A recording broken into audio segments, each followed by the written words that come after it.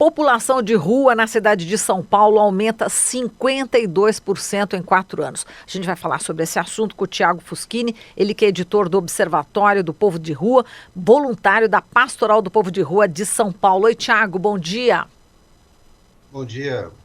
Bom, eu queria que você falasse sobre esse aumento, né, de moradores de rua aqui na cidade de São Paulo, bastante alarmante.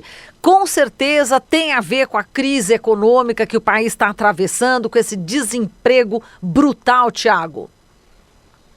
É uma série de fatores, na verdade. Sim. Tá recebendo? Sim, estou recebendo. Sim, uma série de fatores, enfim, não é só uma série de o fatores desemprego. E tem relação com a crise econômica, que vem desde 2014, sem dúvida nenhuma, e ao mesmo tempo você tem um desmonte da rede de proteção social que acaba afetando o pessoal mais pobre. No caso de São Paulo, perdão. Não, acho que eu falei em cima, né, da sua fala, desculpe. Não, eu queria saber de que forma, né, que ocorreu esse desmonte. A Secretaria de Assistência Municipal de São Paulo ela cortou a verba para a população de rua, ela cortou a verba da assistência social. Por exemplo, o ex-secretário ele deixou o cargo exatamente por isso.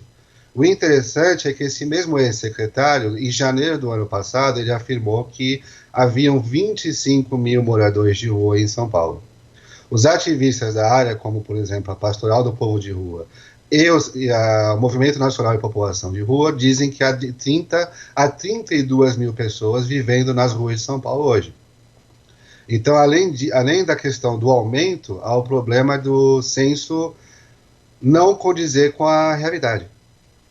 Quer dizer, eles não estão fazendo essa apuração de um modo mais preciso, é isso? Faltam pessoas para fazer esse tipo de trabalho? O que está acontecendo? Em 2015 já houve um censo, que foi na gestão Haddad, e ele já foi criticado também por diminuir o número da população de rua. Fala-se de 20 a 22 mil pessoas naquela época, mas a prefeitura dizia que haviam 16 mil. Hoje fala-se em 30 a 32 mil pessoas, mas a prefeitura diz 24 mil. Por exemplo, o padre Júlio Lancelotti divulgou um vídeo recentemente, faz há poucos dias, de uma recenseadora que participou do censo, e ela disse que ela foi instruída pela prefeitura no caso de barracas, contar apenas uma pessoa por barraca. Isso foge da realidade. Você tem muitas famílias hoje em dia vivendo em situação de rua. Então, a menos que você realmente faça Qual é o propósito do censo? É contar ou só dar uma estimativa? Porque isso afeta a questão da política pública. Se você não tem um número exato, como é que você vai elaborar uma política pública condizente? Esse é o problema.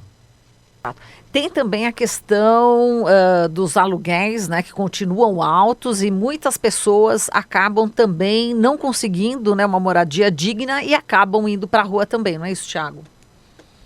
Também tem isso, você tem o problema das ocupações, por exemplo, hoje em São Paulo, que tem muitas ocupações em vários pontos da cidade. Você tem moradores de rua, pessoas vivendo em situação de rua em vários bairros, algo que não era comum anos atrás, por exemplo. Você tem famílias em situação de rua, você tem a especulação imobiliária jogando pessoas nas ruas. É uma série de fatores que tem que ser levado em conta. Por exemplo, outro problema que é muito sério em São Paulo é a questão do encarceramento. Se você for conversar com as pessoas e pesquisar a respeito, você vai ver que grande parte da população em situação de rua hoje, ela já passou pelo sistema prisional, de uma forma ou de outra. E sempre por crimes menores e muitos deles relacionados a drogas. Que isso vem desde 2016, quando foi aprovada a lei de drogas.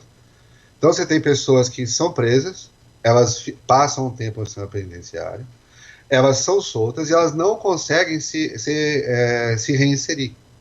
Porque o sistema prisional ele age como uma letra escarlate, você fica marcado por resto da vida e não consegue mais nenhum tipo de reinserção. Então você tem um número muito grande de pessoas que estão hoje nas ruas por causa disso. É uma série de fatores. Nesse caso aí, das pessoas que saem, né, da prisão, faltam então políticas públicas, né, que direcionem esse cidadão, essa cidadã que passou por esse problema e não vê perspectiva, né, acaba sendo a rua a única saída, né, Tiago? Sem dúvida nenhuma, sem dúvida nenhuma. Ao mesmo tempo, seria interessante a gente repensar o que leva ao encarceramento. Crimes leves relacionados a drogas, é um absurdo a pessoa ser presa e ficar marcada pro resto da vida. Eu conheço vários casos pessoalmente de pessoas que estão nessa situação. Então, ao mesmo tempo, como você coloca, discutir a questão da como reinserir após a libertação, por que tem esse encarceramento em massa de pobres, negros e de pessoas sem condições, que não são reinseridas depois? Quer dizer, é um problema que vem do começo ao fim. Exato. Uma outra questão que também fala sobre a política habitacional é a falta de programas, né, habitacionais, o Minha Casa Minha Vida, que a gente teve aqui várias lideranças, né, de Movimento Sem Teto e que denunciaram, né, que tem um corte terrível também nessa área, né? Então as pessoas também acabam não tendo a chance de ter a casa própria, né? Existe esse corte também nessa área da habitação bastante grave, né, Tiago? Esse também é um corte sério que afeta, mas assim, é importante lembrar que, em geral, o programa habitacional da prefeitura, do estado ou do governo federal, ele não beneficiava pessoas em situação de rua. Uma vez que você está vendendo, você está subsidiando um imóvel para uma família, por exemplo, se a pessoa não tem condições de fazer o pagamento, ela nem estava incluída. Morador de rua, por exemplo, não tem como ser incluído nisso.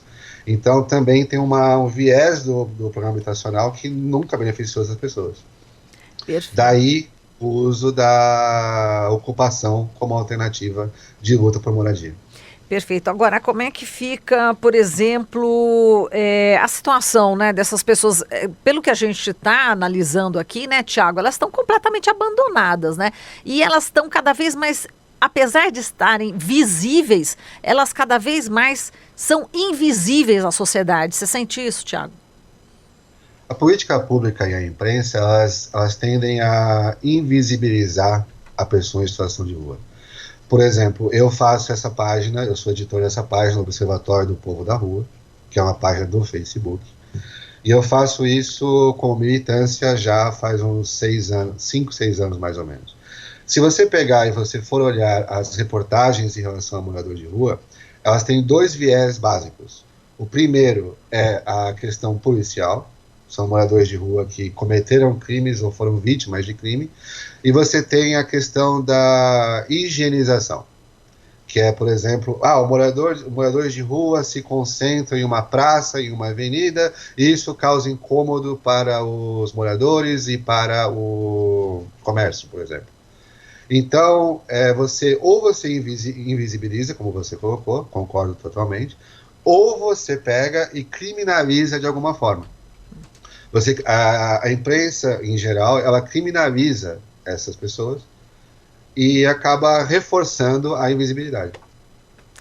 Perfeito, Tiago. Olha, a gente agradece aqui a sua participação e gostaria que você falasse agora no final, né, para que as pessoas possam te acompanhar também no Facebook, dar aí o serviço, né, para a gente conhecer mais a realidade, né, do povo em situação de rua. Bom, a página chama-se Observatório do Povo da Rua, ela está no Facebook, ela é atualizada diariamente com notícias em relação à população de rua. O viés realmente é esse, é tornar visível e dar mais informações e, na medida do possível, motivar as pessoas a colaborarem, a ajudarem onde elas estão. Então, por exemplo, você vê a página e tem uma população de rua na sua região, então você vai lá e ajuda. A ideia é essa. Ah, que ótimo. Obrigado. Essa rede de solidariedade. Muito bem, Tiago, muito obrigado aqui pela sua participação. Forte abraço para você e parabéns pelo seu trabalho. Obrigado pelo convite. Até mais. Espero ter ajudado. Obrigada. Falamos aqui com o Tiago Fuschini, ele que é editor do Observatório do Povo da Rua. Você está ouvindo Jornal Brasil Atual. As notícias que os outros não dão.